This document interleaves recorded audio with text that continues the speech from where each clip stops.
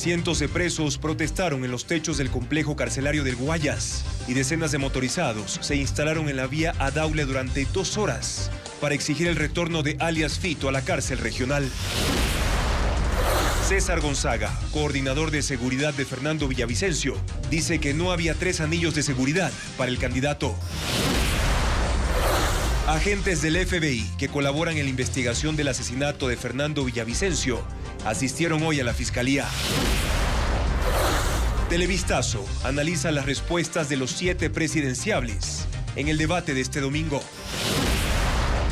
¿Qué tal, amigos? Bienvenidos a una nueva jornada de noticias en Televistazo Estelar este lunes 14 de agosto de 2023. Los agentes del FBI que llegaron al país para colaborar en la investigación sobre el asesinato del candidato Fernando Villavicencio estuvieron hoy en la Fiscalía. En una reunión reservada se analizó la cooperación internacional para dar con los responsables del crimen. Paul Romero con el informe. 2 agentes del Buró Federal de Investigaciones de Estados Unidos, FBI, acudieron esta mañana a la Fiscalía General del Estado a la primera reunión de trabajo y coordinación. Este organismo internacional participará en la investigación del asesinato del candidato presidencial Fernando Villavicencio, ocurrido el pasado miércoles 9 de agosto cuando salía de una concentración política en un coliseo en el norte de Quito. Los agentes ingresaron con custodia policial, protegidos por personal de élite que portaba fusiles de largo alcance ante eventuales ataques y atentados. La seguridad se reforzó en los exteriores de la Fiscalía. Cada vehículo estacionado en el lugar fue revisado con equipos para detectar explosivos. La reunión de los agentes del FBI con la fiscal Diana Salazar fue reservada. La Fiscalía General es la titular de la investigación del asesinato y en esta reunión se prevé definir el campo de acción de este organismo para acelerar el proceso y llegar a determinar a los autores intelectuales del asesinato. El FBI también trabajará de manera conjunta con la Unidad de Delitos contra la Vida, Muertes Violentas, Desapariciones, Extorsión y Secuestro de INACET de la Policía Nacional, que ya tiene avanzada la investigación sobre la muerte de Villavicencio. Además, la Policía de Colombia colabora en la investigación. El hombre de confianza en la logística del asesinato de Fernando Villavicencio cuestiona las falencias de la seguridad proporcionada por el Estado. Hernán Higuera conversó con él, quien desmiente a las autoridades e indica que durante 6 meses habían pedido mayor resguardo para el candidato. César Gonzaga tenía la confianza de Fernando Villavicencio. Era su conductor y coordinaba su seguridad. La tarde en que los sicarios asesinaron al presidenciable, César llegaba de Guayaquil en el vehículo blindado que un empresario le prestó a Villavicencio. Dice que estuvo a 2 minutos de reemplazar a la camioneta policial en la que lo balearon. El GPS me lleva por detrás del coliseo. Justo esa calle la estaban asfaltando, entonces no pude ingresar, estaba la calle cerrada. Cuando yo ya llego a la otra puerta del coliseo, la Gaspar, veo ya un relajo, gente corriendo. Desmiente a las autoridades policiales que afirmaron que en el último mitin de Villavicencio en Quito había 3 anillos de seguridad. No, eso es falso. Totalmente falso. Cita que no hubo, ni siquiera en los lugares de mayor peligro. Por ejemplo, la concentración del 25 de julio en Esmeraldas, donde 3 minutos antes de subir a la tarima hubo una balacera a 1 cuadra del lugar. Justo en la tarima donde estaba en el parque, creo que se llama el parque infantil, si la memoria no me falla, aquí estaba la tarima y en la otra esquina mataron a una persona. 3 minutos antes de que lleguemos nosotros. Y eso fue hecho, me imagino, a propósito para que la gente que estaba ahí esperando el mitin se retire, se vaya asustada. Pero al ver que la gente no se retiró, Fernando me dice, oye, ¿qué hacemos? Le digo, la gente está ahí, no podemos dejarla ahí, hay que hacer el mitin. El equipo de seguridad asignado estuvo integrado por un oficial y 3 policías que desde el 2021 lo acompañaron a todas partes. Inclusive ellos no tenían relevo. O sea, no es que tenían vacaciones 2 o 3 días y venían 4 más a suplirlos. No, en ocasiones nos quedábamos solo con 2 policías. Cuando salían Franco 2, nos quedábamos sin carro escolta y solo iban 2 policías en el carro conmigo y con Fernando. Gonzaga espera los resultados de la investigación interna de la policía a los 4 escoltas. Asegura que hace medio año solicitó que equipos de élite protejan a Villavicencio por el riesgo de atentados contra su vida. De que cuando el Estado asume la protección de una persona aquí en el Ecuador es una farsa. Los policías del dispositivo de Fernando no tenían ninguna protección, no tenían chalecos. apenas tenían su pistola de dotación. La tarde de este lunes, la policía asignó 3 equipos del Grupo de Intervención y Rescate para proteger a Cristian Zurita y otros candidatos de Construye. Las normas para la inscripción de un candidato dentro del CNE podrían provocar que llegue el domingo de los comicios sin que Cristian Zurita sea formalmente el reemplazo de Fernando Villavicencio. Francisco Garcés explica el proceso. Cerca de las 18 horas de este domingo, el Movimiento Construye presentó al CNE la candidatura de Cristian Zurita como postulante a la presidencia, en reemplazo de Fernando Villavicencio, asesinado el pasado miércoles. Inmediatamente el organismo remitió esa intención a las organizaciones políticas y empezaron a correr las 48 horas para posibles objeciones. Concluida esa primera etapa, el Consejo Nacional Electoral tendrá 24 horas más para pronunciarse. Es decir, que si no hubiera observaciones a la postulación, el CNE la calificaría el miércoles. O sea, un día antes de que finalice la campaña. Lo que significaría que Zurita en ese tiempo no podrá ocupar los espacios asignados a Villavicencio. Él no podría, en este caso, beneficiarse ni por los recursos del fondo partidario que fueron acreditados para la campaña del candidato fallecido, ni tampoco puede ejercer campaña porque, repito, no es candidato hasta que se perfeccione esta, se legitima esta o al pronunciamiento final, ya sea del Consejo Nacional Electoral o del Tribunal Contencioso Electoral. Es posible que se dé una situación de que hasta el próximo día domingo la candidatura no esté firme. La otra posibilidad es que alguna organización política presente una impugnación a la candidatura de Zurita. En ese caso será el Tribunal Contencioso Electoral el que deba pronunciarse, pero los plazos ahí pueden alargarse. Debido a que queda menos de una semana para las elecciones, Construye reclama al CNE por aplicar normas ordinarias en una situación que es extraordinaria y que parte del asesinato del candidato presidencial Fernando Villavicencio. A su criterio, esto pone al movimiento y a Zurita en desigualdad de condiciones que las demás organizaciones. Que nos decía que los spots que ya estaban trabajados en una campaña tan corta, ya no podían autorizarnos el pautaje. Ese ha sido el nivel de desigualdad ante la ley que estamos teniendo como organización política frente a un hecho execrable como el asesinato de Fernando Villavicencio. Entonces, no deberíamos normalizar la posibilidad de que un candidato a la presidencia de la República, las balas asesinas le eviten que pueda seguir con su propuesta hacia los ciudadanos. En el CNE no está del todo claro cómo el movimiento Construye podrá manejar los días que le quedan de campaña, en vista de que Zurita aún no está formalmente reconocido y la ley no establece si se debe o no permitir el uso de la imagen de un candidato que ha sido asesinado. Cristian Zurita es un periodista de 52 años, tiene 2 hijos. Entra ahora en la contienda electoral exigiendo equidad al Consejo Nacional Electoral tras el asesinato de Fernando Villavicencio. Con 30 años de trayectoria en la comunicación, mediante sus publicaciones ha revelado tramas de corrupción en Ecuador y el extranjero.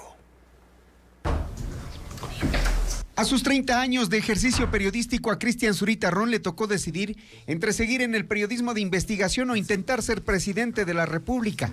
Una disyuntiva obligada por el asesinato de su amigo Fernando Villavicencio. Mi vida ha estado directamente ligada a entender los abusos contra la sociedad y toda la vida los he hecho públicos. Apasionado y de carácter serio, Zurita ha transitado en el periodismo de investigación en prensa escrita, televisión y en portales digitales. Nunca estuvo en sus planes ser candidato, pero su lealtad lo lleva a defender una propuesta. Y yo no podía dejar, sí, que el legado de mi amigo, de mi gran amigo, Fernando Villavicencio, se pierda, sí, en una elección en la cual prácticamente pues todos los votos que podía obtener se pierdan. Su nombre es público porque es la firma de importantes investigaciones sobre sonados e incómodos casos de corrupción en gobiernos como el de Lucio Gutiérrez, Alfredo Palacio y los subsiguientes. Pero fue en el correísmo donde enfocó su lupa para revelar los contratos familiares perjudiciales para el Estado, plasmados en libros como El Gran Hermano, lo que le valió una sentencia de $1 millón. Es desde el lado oscuro que él conoce la realidad política del Ecuador, desde donde tiene el diagnóstico que hoy asegura le servirá. Porque los periodistas de investigación tenemos la capacidad de diagnosticar lo que pasa en una institución pública y lo que pasa en el país. Entendemos los errores. Si entiendes los errores y tienes el diagnóstico, sabes cómo meter solución. Nunca juicios ni amenazas detuvieron su pluma. Zurita en su ejercicio profesional ha recibido varias amenazas. En 2012, por ejemplo, en su casa le lanzaron una lengua de res sangrante para asustarlo, callarlo.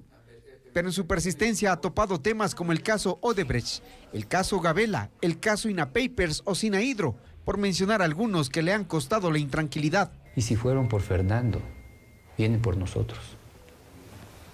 Ha ganado los premios más importantes de periodismo en el Ecuador y hoy su nombre reemplaza mediática y electoralmente al de Fernando Villavicencio en una carrera peligrosa y contrarreloj. Tengo capacidad de gobernar, por supuesto, y tengo todos los atributos para hacerlo. Primero, decisión, fortaleza, entendimiento de la política. Soy una persona extremadamente culta, ¿sí? Gozo de reputación, soy totalmente honesto, extremadamente honesto, no van a encontrar una tachadura en mi vida. Zurita obtuvo su título de periodista profesional en la Facultad de Comunicación Social de la Universidad Central del Ecuador.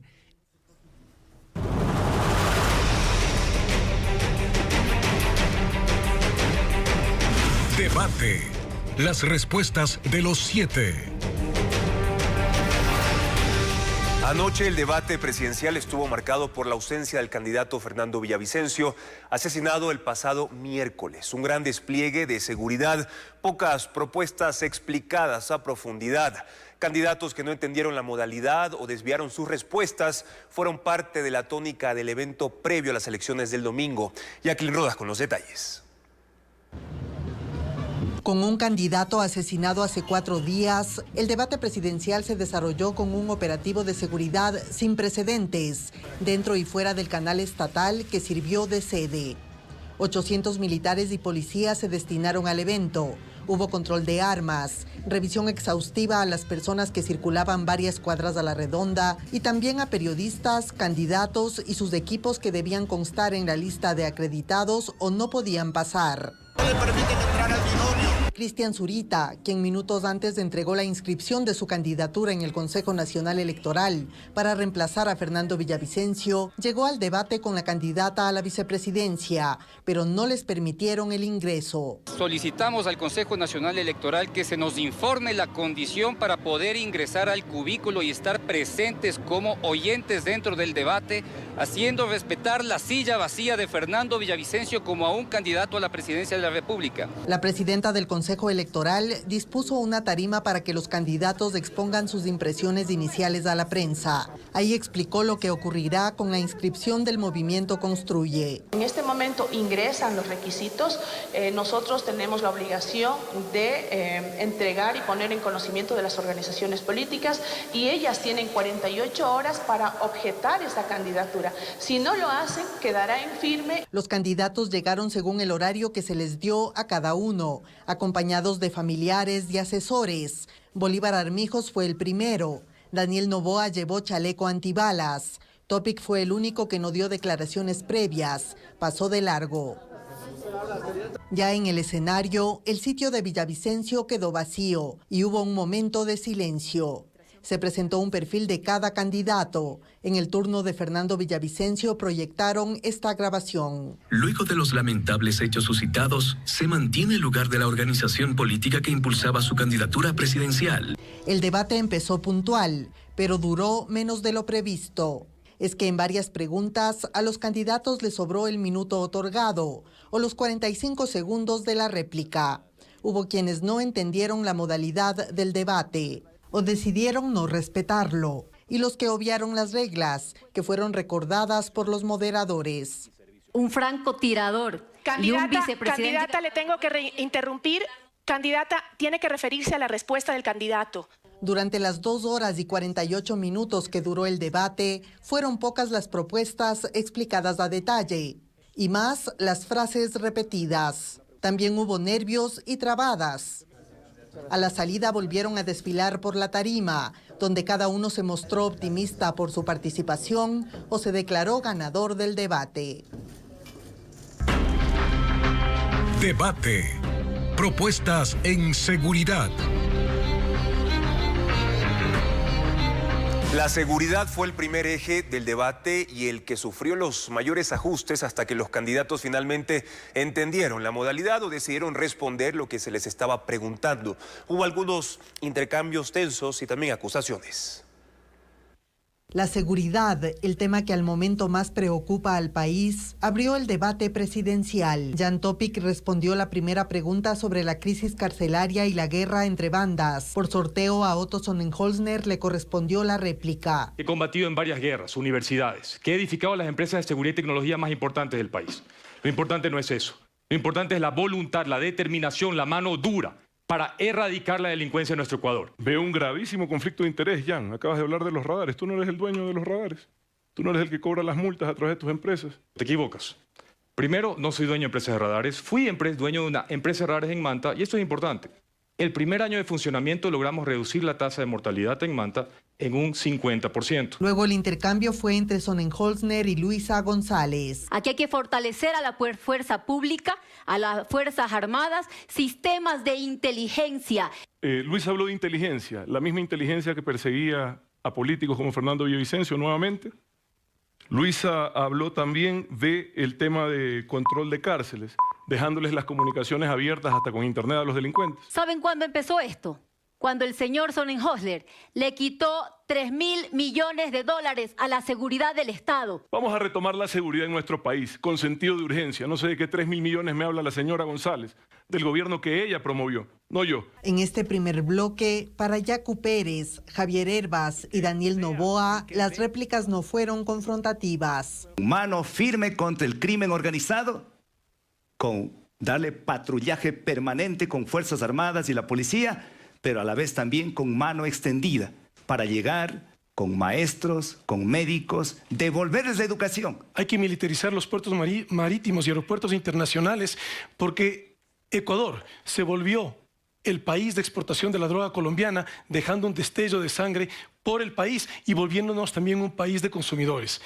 Bueno, nuestro sistema de inteligencia va a ser un sistema integral que sea el que dé la fórmula, el que dé el plan para las fuerzas de reacción, que en este caso es la policía y es el ejército. Hoy en día tenemos pues inteligencia de las Fuerzas Armadas, inteligencia de la policía y una agencia de pequeña inteligencia que se reporta al presidente de la República. A Bolívar Armijos le costó seguir el ritmo. Corre tiempo. Me repite la pregunta, por favor, porque ustedes interrumpen a cada rato y no dejan de contestar. Por favor, repítame la pregunta. Interrumpimos porque le damos respeto si no al reglamento. Primero hay que separar a los delincuentes, avesados, reincidentes que han puesto en zozobra al pueblo ecuatoriano. Hay que dividir a las personas con delitos menores en unas cárceles y a los delincuentes, a los reclusos con delitos mayores en otras.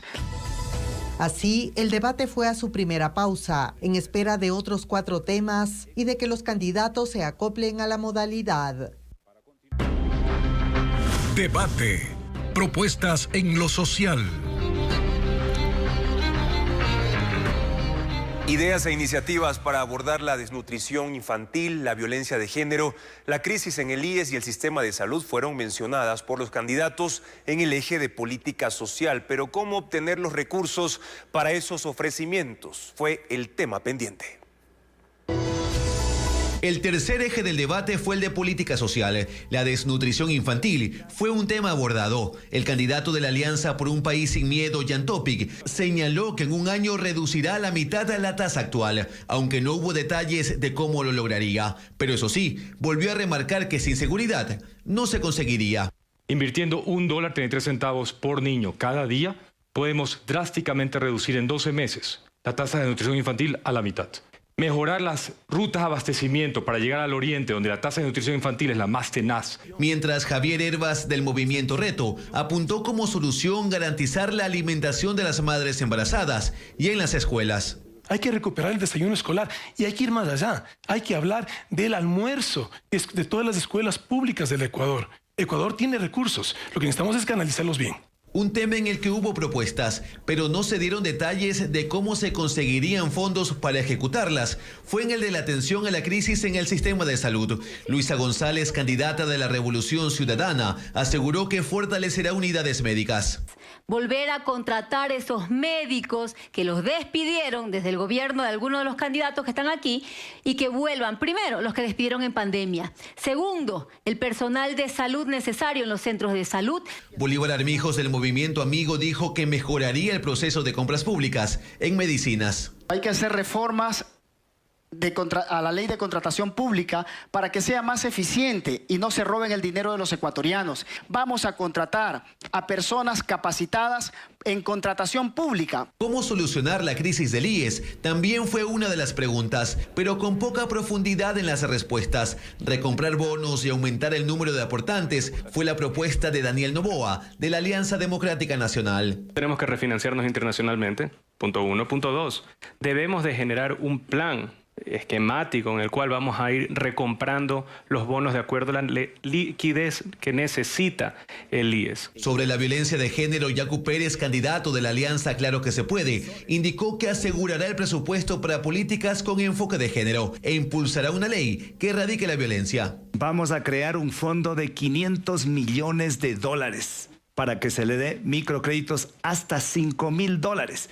Y fundamentalmente estarán destinados a las mujeres cabezas de hogar. Finalmente, Otto Sonnenholzner de la Alianza Actuemos apuntó hacia programas para atención de salud mental. De implementar la atención de salud mental, inicialmente telemática por razones de costos y tiempo, pero en el tiempo, con urgencia, eso sí, en las escuelas y universidades. Política social, un eje del debate presidencial que se desarrolló con menos trabas que otros, pero en el que faltó profundidad en las propuestas. Precisamente en el debate a los 7 aspirantes a la presidencia de la República les faltó concretar. Trataron de evitar sus respuestas y en muchos casos prefirieron exponer sus lemas de campaña a pesar del esfuerzo de los moderadores para evitarlo. El debate con los 7 presidenciables resultó como se temía. No hubo debate y los electores se vieron confrontados a la escena de siempre. Ausencia de respuestas, follaje retórico y lemas proselitistas. Y esto a pesar de la labor de los moderadores que no pararon de decir y repetir que den respuestas concretas, que se concentren en las preguntas, que no hagan propaganda.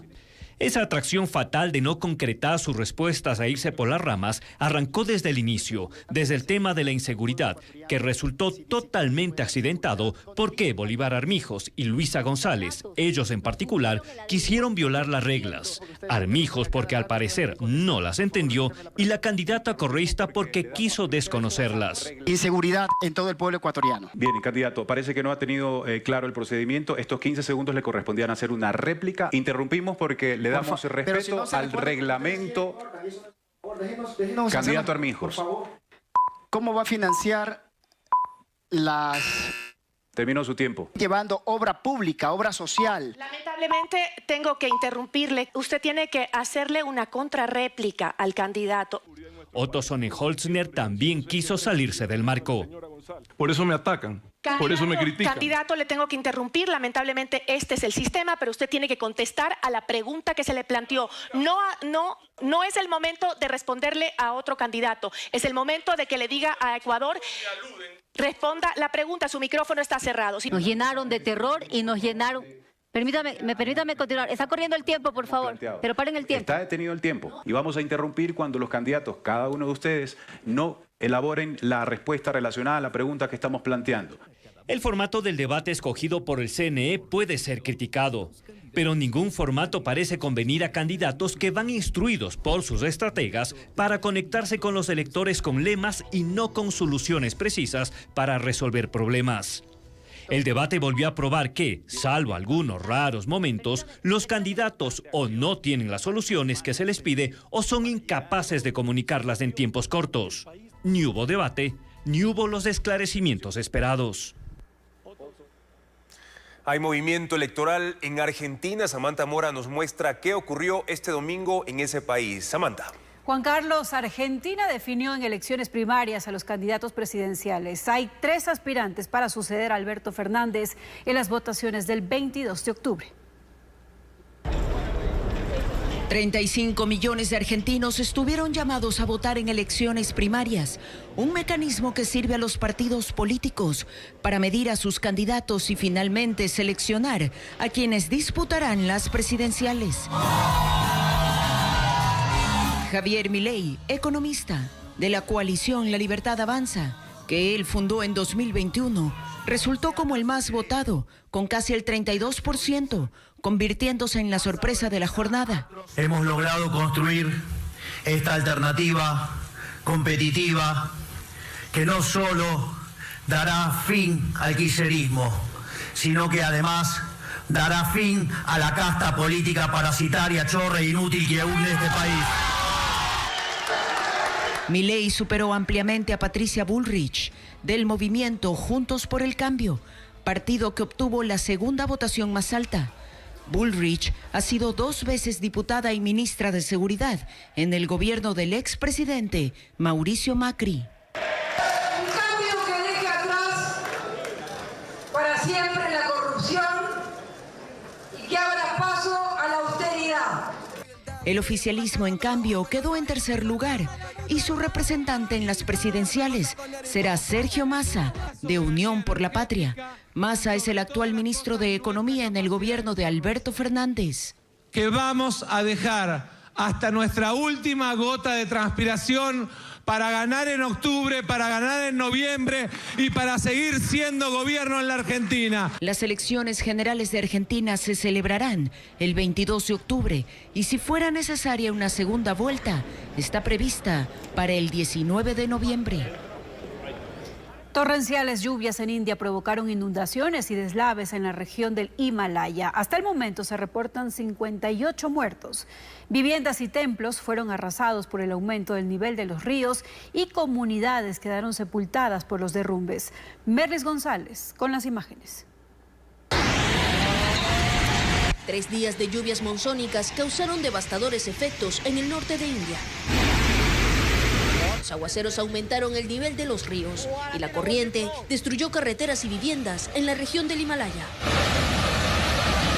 La inundación incluso cubrió templos, dejando en la superficie solo una parte de las estatuas. En las zonas montañosas, los estragos fueron a causa de los derrumbes.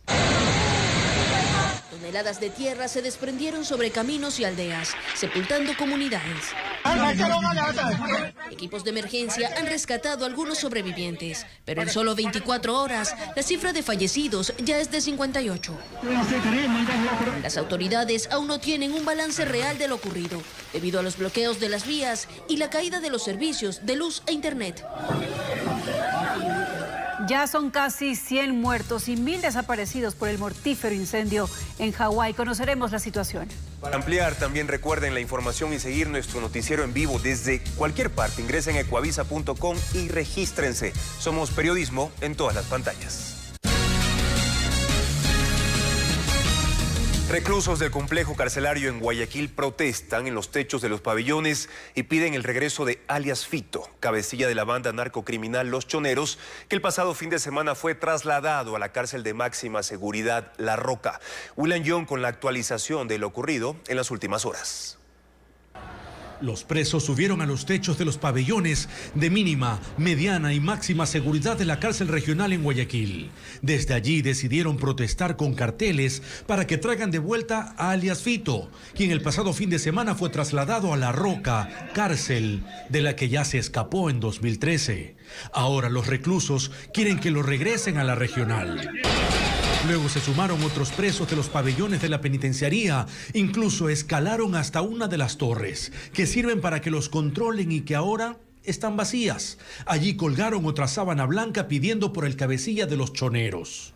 De forma simultánea, decenas de motorizados se movilizaron en grupos por los alrededores del complejo carcelario y fueron interceptados por policías. Hasta el momento tenemos un detenido reportado con un arma de fuego y estamos verificando en todos los sectores de la ciudad con el mismo operativo. Luego ejecutaron allanamientos en sectores cercanos a la cárcel y allí detuvieron a más personas. En total, 8 aprehendidos, según el ministro del Interior, Juan Zapata. Y también nuestras unidades tácticas del GIR, el GOE y el GEMA se fueron a allanar varias viviendas, de las cuales también se pudo aprender se aprendió 3 subametralladoras. Luego de 2 horas, los presos volvieron a sus celdas, pero dejaron colgados los letreros, mientras se reforzó el control de policías y militares en el perímetro de este complejo carcelario. Una escuela fiscal terminó de ser desmantelada durante el feriado en Santo Domingo de los Áchilas. Diego Cuenca informa que es una de las 20 que están operativas y que presentan problemas en su infraestructura en 4 provincias. Solo escombros quedan de la unidad educativa fiscal Jaime Roldós Aguilera, ubicada en Santo Domingo de los Áchilas. Fue desmantelada el viernes pasado por un grupo de personas que aún no han sido identificadas. Ese plantel es una de las 50 escuelas denominadas Siglo XXI, que fueron construidas por el correísmo en el 2016. Actualmente solo 20 están operativas.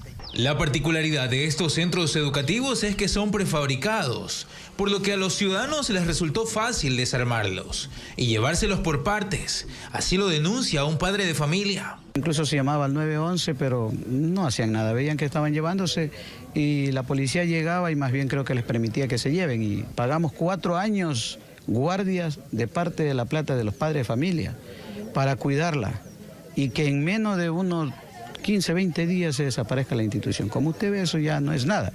Hasta el 2021 en ese plantel estudiaban al menos 1000 alumnos, pero luego fueron trasladados a las instalaciones donde funcionaba la escuela Manuela Cañizares, que fue restaurada por los padres, porque la infraestructura ya no servía. Toda la infraestructura de aquí ha estado construido solamente con espumaflex. Era demasiado caluroso, no había, los aires acondicionados no funcionaban, los baños eran totalmente deteriorados. En Santo Domingo hay otras 2 escuelas del siglo XXI en malas condiciones, y aunque los padres denunciaron a las autoridades, estas no han sido intervenidas. El Ministerio de Educación asegura que 30 campamentos donde funcionaban las escuelas prefabricadas están en proceso judicial por problemas en el ensamblaje de parte de una empresa china que estuvo a cargo del contrato. Sin embargo, la entidad señala que tiene un proyecto para reemplazar esas estructuras, pero se aplicará desde el próximo año en las provincias de Manabí, Guayas, Santo Domingo y Esmeraldas.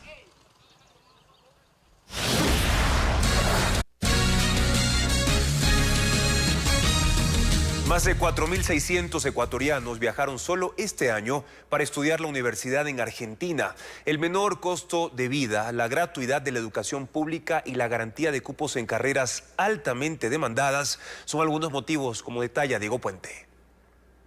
Argentina se convirtió en el principal destino para los ecuatorianos que buscan realizar estudios de pregrado y posgrado en el exterior. La Dirección de Migración de la Policía indica que desde enero hasta julio de este año, 4.669 ecuatorianos viajaron a ese país para desarrollar estudios superiores. Un año antes, en el 2022, estaba en 4º lugar de preferencia tras Estados Unidos, España y Brasil. Las agencias que se dedican a asesorar a estudiantes explican que ellos buscan cupos en Argentina por la gratuidad, la reputación de los centros de estudio y el menor costo de vida que conlleva. Por ejemplo, la Universidad de La Plata, la Universidad de Buenos Aires, que son de los 2 principales destinos que tienen las universidades de los estudiantes ecuatorianos, son gratuitas. Sí, no tienen ningún costo y aparte son de las mejores ranqueadas a nivel de Latinoamérica.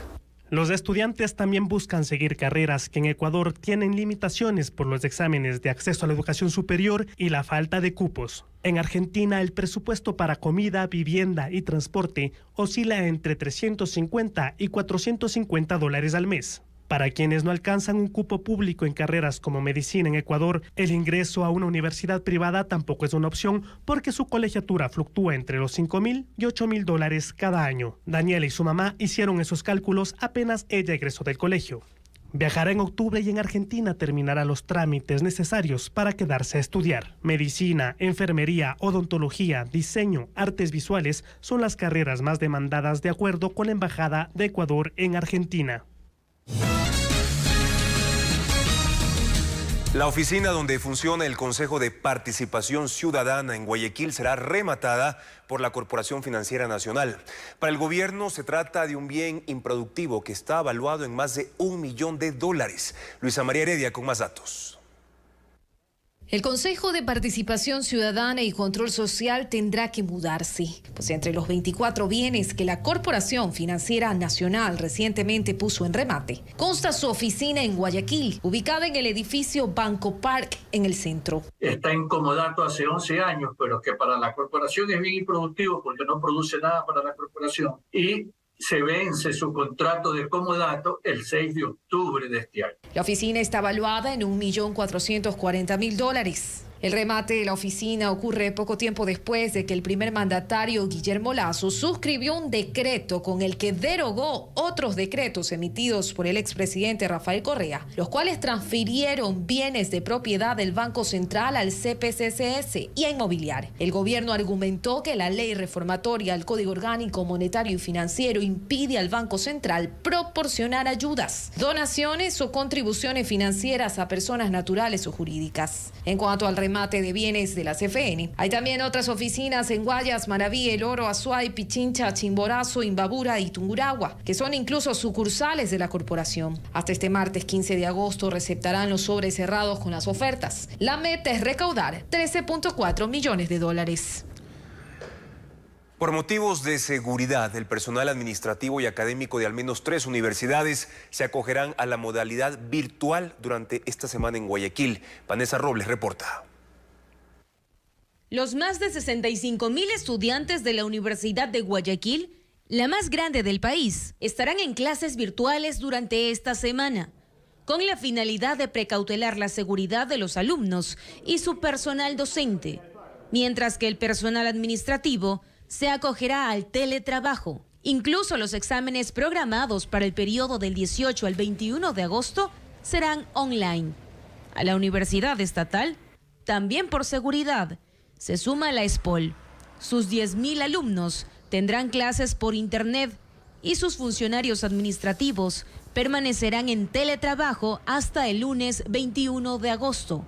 Además, la Universidad Católica confirmó esta tarde que trabajará esta semana de forma virtual. El lunes 21 de agosto no habrá clases y el martes 22 todas las jornadas regresarán a la presencialidad en la institución.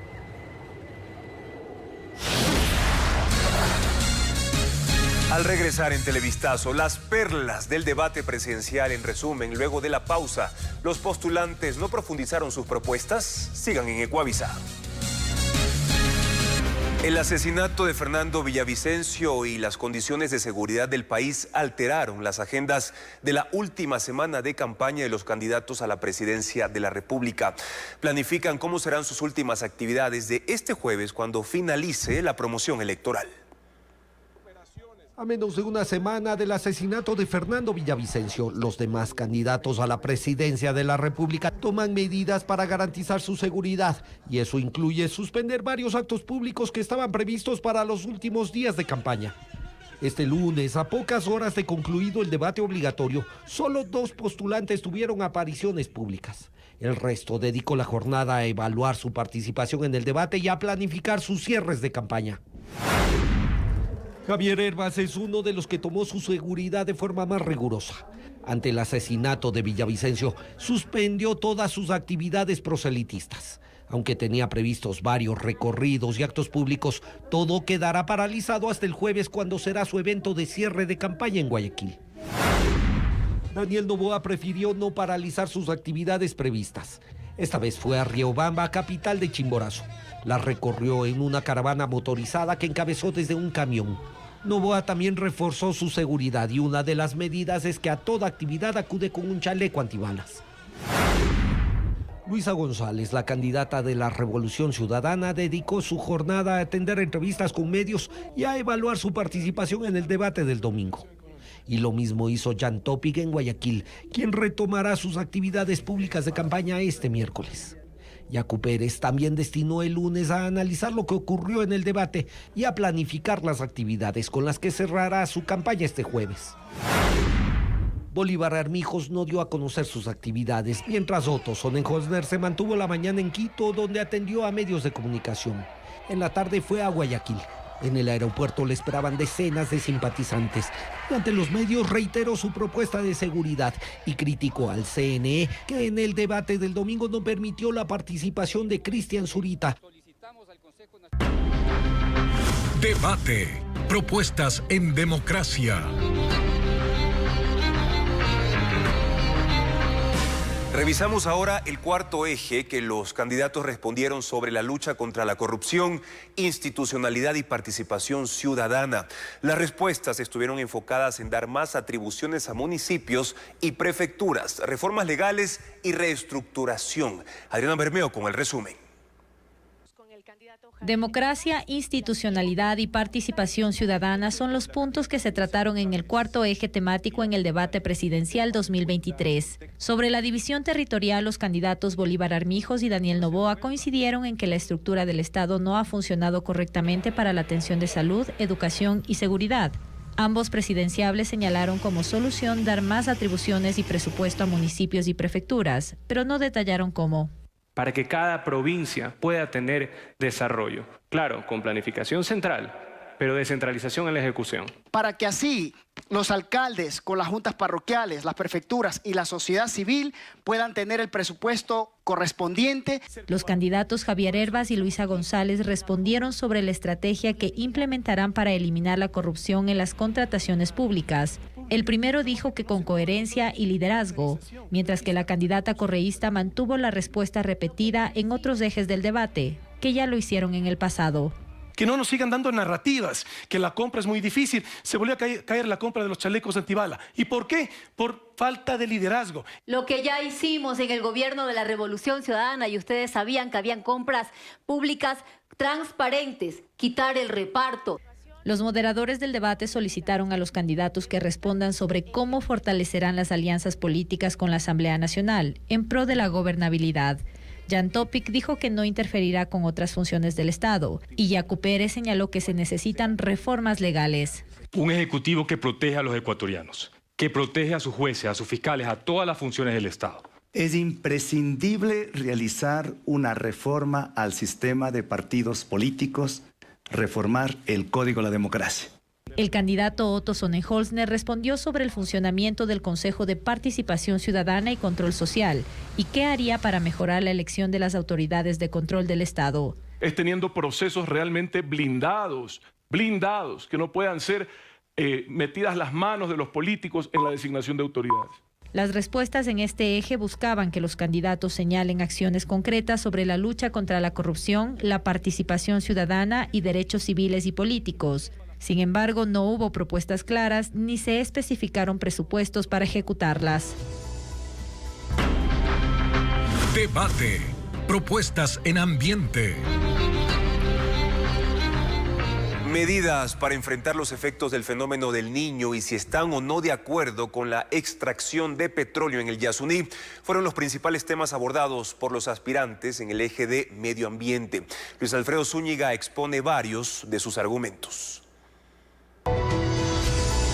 Si respaldan o no mantener el crudo del Yasuní TT bajo tierra, fue la pregunta de cajón para los candidatos en el quinto y último eje del debate presidencial, que abordó el medio ambiente. Los presidenciables se pronunciaron a favor, excepto uno, Otto Sonnenholzner de la Alianza Actuemos, pues señaló que los ingresos petroleros son necesarios. Hay que ir hacia un modelo de menor impacto ambiental, de forma progresiva.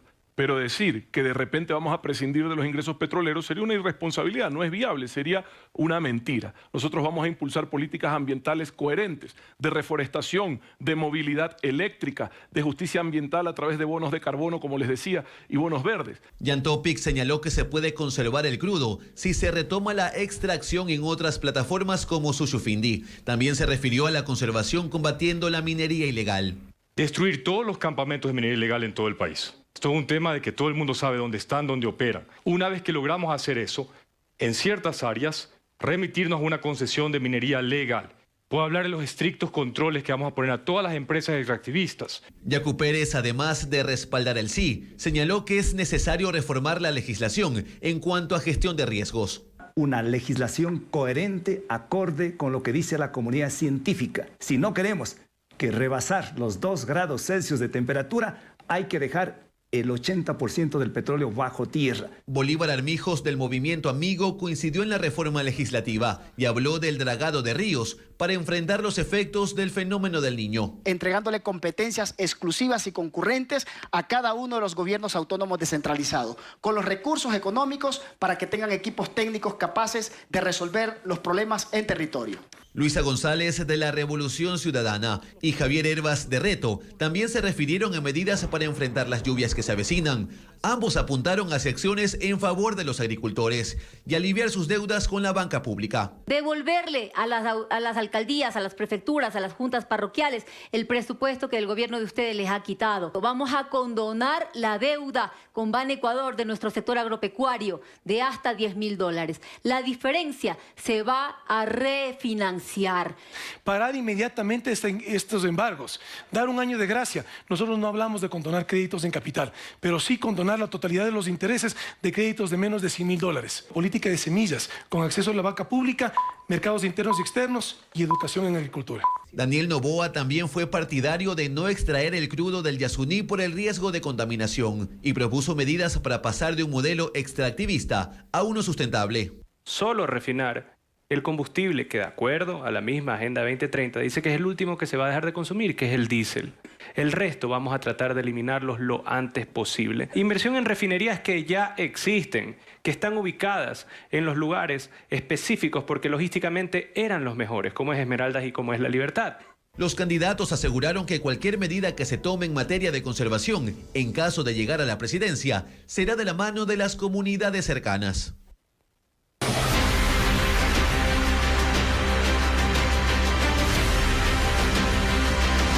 Elecciones 2023. Camino a Carondelet.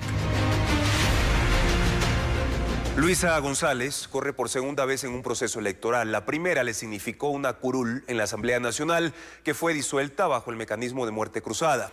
Quiteña de nacimiento, pero de profundas raíces manavitas. Tiene lealtad a su líder de la Revolución Ciudadana, que de hecho es su carta de presentación. La carta del correísmo para estas presidenciales nació en Quito por accidente. Su madre estaba de vacaciones en la capital cuando sobrevino el parto. Luego volvieron a Canuto, parroquia del Cantón Chone, en la provincia de Manabí, donde vivió su infancia y adolescencia. Allá se casó a los 15 años, civil y eclesiásticamente. 7 años duró el matrimonio del que nació su primer hijo, que hoy tiene 29 años. El segundo tiene 9. Luego de su divorcio, volvió a Quito, donde terminó sus estudios secundarios e inició la carrera de jurisprudencia. Sus amigos la llamaban Manabí y ella se identificaba como Montubia. En Quito cosechó una amplia experiencia en el sector público, sobre todo durante el correísmo. En esos 10 años ocupó media docena de cargos, desde la coordinación de la agenda presidencial hasta un paso fugaz por 2 ministerios en calidad de encargada. De ese recorrido le quedó una glosa de la Contraloría por $880.000 por el caso del uso de los aviones presidenciales entre 2012 y 2017. Ese proceso está pendiente de resolución en el Tribunal Contencioso Administrativo. A sus 45 años, Luisa González tiene la salud de una deportista a carta cabal. No es gimnasio, prefiere el ejercicio al aire libre. El reloj que usa le ofrece un reporte completo de su actividad física. De esas jornadas deportivas, allá por el 2019, se tiene el primer registro de las gafas blancas con lente azul que ahora forman parte de su imagen de campaña. Luisa González fue designada vicecónsul en Madrid y su tiempo en España lo aprovechó para estudiar una maestría en Economía Internacional y Desarrollo. En donde no le fue tan bien es en la Asamblea. Aunque integró la Comisión de Salud y Ética, pasó por allí sin pena ni gloria. Apenas presentó 2 proyectos en conjunto con otros legisladores que no culminaron su trámite. Lo único que rompe con su molde de progresista es su postura contraria al aborto por violación, motivada por sus principios religiosos. En lo demás, milita en una izquierda de manual. Escucha música protesta y se jacta de lecturas donde se enaltece a los líderes más rancios de la tendencia. Dice que no tiene seguro privado, ella ni su familia, porque por sobre todas las cosas cree en el sistema público. A Luisa González, Manabí la habita, por eso prefiere sus comidas, sus tradiciones y regresa siempre por la familia y por eso de que la tierra llama. Tiene los ritmos de la costa en su sangre y su piel no le tiene miedo a la tinta. Y de Correa ni hablar. No solo que es su gurú, sino que se enorgullece de llevar el avatar de un borrego. Y no es que le hagan falta animales en su vida porque tiene 2 perros, sino porque esas son las directivas de su partido que la destaca por su lealtad. Y mañana les mostraremos el perfil de Yacu Pérez, el candidato presidencial por la alianza Claro que se puede, quien por segunda vez consecutiva quiere llegar a Carondelet. El indicador de riesgo país para Ecuador cayó en más de 200 puntos al cerrar la última semana. La posibilidad cada vez más cierta de una segunda vuelta permite una leve recuperación de la confianza de los mercados de capitales internacionales. Un informe de Lenín Artieda. El riesgo país es un índice que mide la capacidad de pago de deuda que tiene una nación y en el Ecuador en condiciones normales está ligado al precio internacional del petróleo. Supone que cuando el crudo está alto hay más dólares para pagar y cuando los precios se desploman, esa percepción varía. Pero eso es en condiciones normales y la normalidad al Ecuador le es ajena. El riesgo país hoy día está tratando de medir el deseo de pago de aquel candidato o candidata que una vez en funciones diga no quiero pagarte, y así hay más de un plan, dice eso, no quiero pagarte porque primero antes de pagarte debo haber pagado a los temas sociales, a los temas urgentes en el país. Al iniciar agosto, el riesgo país superó la barrera de los 2.000 puntos, llegó a 2.033, pero el último viernes cerró en 1.822 puntos. Y esa caída tiene una razón en la política, en las lecturas que hacen los mercados internacionales al avance del proceso electoral. Está hablando de que pareciera que una sola vuelta ya no es posible y que el mercado internacional podría estar esperando que haya dos vueltas, pero sin embargo no está marcado porque se fue una cosa con mucha claridad y contundente. Ese riesgo país podría estar inclusive más bajo. Sin embargo, pese a la caída de 200 puntos, el riesgo país de Ecuador no deja de ser uno de los más altos del continente. La Asociación de Municipalidades del Ecuador, la AME, alertó que 45 alcaldes a escala nacional están en riesgo por eventuales atentados. Este lunes se reunieron por tercera ocasión los delegados de los municipios y el gobierno para tomar nuevas medidas en materia de seguridad. Esta semana se incrementó la lista de autoridades seccionales que solicitan protección y seguridad a la Policía Nacional por amenazas. Pasó de 25 alcaldes a 45. La Asociación de Municipalidades del Ecuador envió al Ministerio del Interior la nómina de autoridades en riesgo, 26 de la costa, 11 del oriente y 8 de la sierra. Todo se va dando de acuerdo al análisis de inteligencia por los perfiles de riesgo que tienen las solicitudes. Hasta este lunes, 35 alcaldes ya tienen protección según información del Ministerio del Interior, además de 5 prefectos y 2 viceprefectos. Este día también se realizó la tercera reunión tripartita entre delegados del gobierno, del Consorcio de Prefecturas, la Asociación de Municipalidades y de las juntas parroquiales para tomar nuevas acciones de seguridad. Los alcaldes se comprometieron a trabajar de manera conjunta con la Policía y Fuerzas Armadas el domingo 20 de enero, día de las elecciones, para sumarse al plan de seguridad integral. Serán los encargados de regular el uso del suelo en los recintos electorales, las ventas ambulantes, el comercio informal. Este compromiso fue avalado por el Consejo Nacional Electoral. En Ecuador cada vez hay más divorcios y menos casamientos, según datos del Instituto de Estadística y Censos INEC. Vanessa Robles se reporta que los problemas de dinero, la incompatibilidad y la falta de intimidad son las principales razones de las separaciones. Las parejas en Ecuador se separan a los 16 años de matrimonio en promedio. Esto se refleja en el aumento de divorcios, según el INEC. De 22.488 registrados en 2021, se contabilizaron 24.595 en 2022. En ese mismo periodo, hubo menos casamientos, de 56.921 realizados en 2021. Disminuyeron hasta 55.345 en 2022. El debilitamiento del vínculo conyugal responde a que las personas se preparan cada vez menos para casarse, detalla el Instituto de Matrimonio y Familia. Entre las principales causas de separación constan los problemas de dinero, matrimonios apresurados, gustos incompatibles y falta de intimidad, confirman los expertos. Según el INEC, en 2022, marzo fue el mes con más rupturas amorosas. Las separaciones se concentran en los siguientes rangos de edad. 7.683 personas se separaron entre los 30 y 34 años. Solo 3 de cada 10 hogares están conformados por por parejas casadas. Y anoche las redes sociales se llenaron de memes que criticaban las intervenciones de los 7 candidatos a la presidencia de la República durante el debate. Diego Cuenca describe que 2 postulantes fueron tendencia. El debate presidencial desató reacciones creativas en las redes sociales. Los usuarios publicaron memes que criticaban las declaraciones de los 7 candidatos, en particular a Bolívar Armijos, postulante del movimiento Amigo, que demostró no comprender la modalidad. ¿Me repite la pregunta, por favor? Por eso fusionaron su imagen con el personaje de Godínez, al que el Chavo del 8 le dice "qué bruto, póngale 0". El camarógrafo del debate cada vez que habla a Bolívar Armijos y otros.